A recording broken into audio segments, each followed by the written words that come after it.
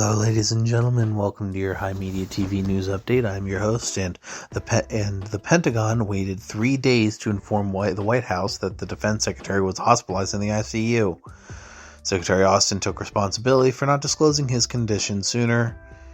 Written by Courtney Kube, Carol E. Lee, Dennis Romero, and Peter Alexander. Amid tensions in the Middle East, the Secretary of Defense Lloyd Austin was hospitalized, including spending 4 days in the intensive care unit, according to two senior administration officials.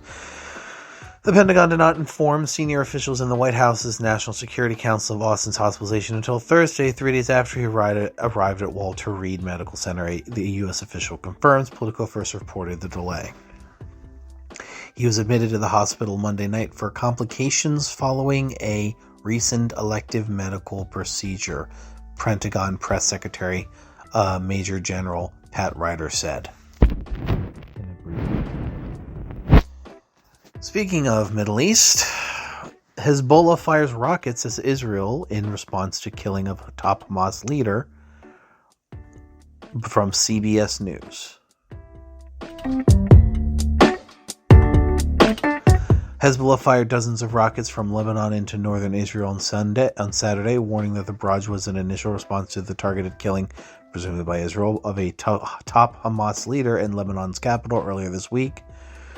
The rocket came a day after Hezbollah leader Syed Hassan Nasrallah and his group said his group must retaliate for the killing of Salih Arori, deputy political leader of the militia's ally Hamas, in a Hezbollah stronghold south of Beirut. He said if Hezbollah did not strike back, all of Lebanon would be vulnerable to Israeli attack. He appeared to be making his case for a response to the Lebanese public, even at the risk of escalating the fighting between Hezbollah and Israel as the war between Israel and Hamas rages on.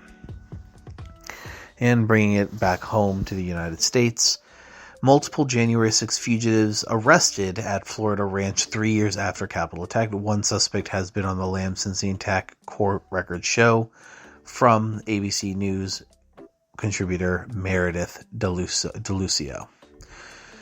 The FBI's Tampa field office said 3 January 6 fugitives, Jonathan Daniel Pollock, Olivia Michelle Pollock, and Joseph Daniel Hutchison III, wow, those are some names, were taken into custody early Saturday morning, 3 years after the assault on the U.S. Capitol. The FBI executed 3 federal arrest warrants at a ranch in Groveland. It said no further details on the capture were available.